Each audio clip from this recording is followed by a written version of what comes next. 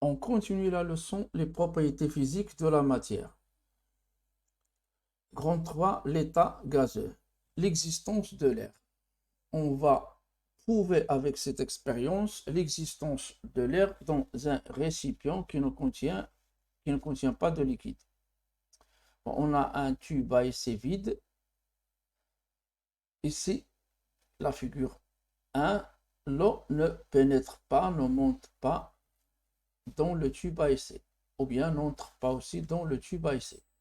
Lorsqu'on incline un peu le tube à essai, il y a échappement de l'air sous forme de bulle et l'eau entre dans le tube à essai. Bon, figure 1, l'eau ne pénètre pas dans le tube à essai. Ça, c'est l'observation. Figure 2, apparition de bulles, de grosses bulles de l'air. L'eau remplace l'air qui s'échappe sous forme de bulle. Donc, cette expérience montre bien que le tube à essai n'est pas vide. Donc, la phrase le tube à essai est vide est fausse. Pourquoi? Car le tube à essai contient de l'air. Le tube à essai n'était donc pas vide, il contenait un gaz, l'air. Le caractère compressible et expansible des gaz. Activité. On enferme une quantité de l'air dans une seringue et on réalise l'expérience suivante. Bon, on prend un petit volume d'air dans une seringue, on bouche l'orifice de la seringue, puis on appuie sur le piston. Le volume du gaz diminue, donc les gaz sont compressibles. Bien sûr, ici le volume du gaz diminue et la pression à l'intérieur de la seringue augmente.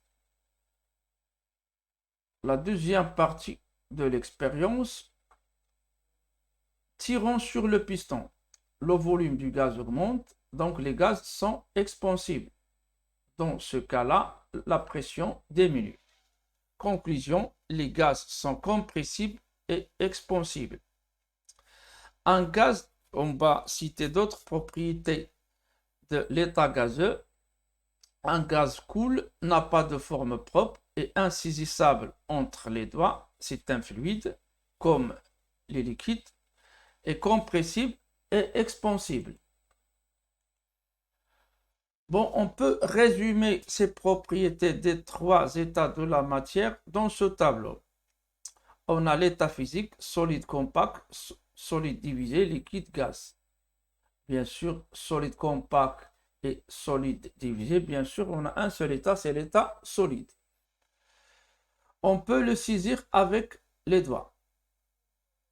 Bien sûr, c'est l'état solide, qu'il soit compact ou bien divisé.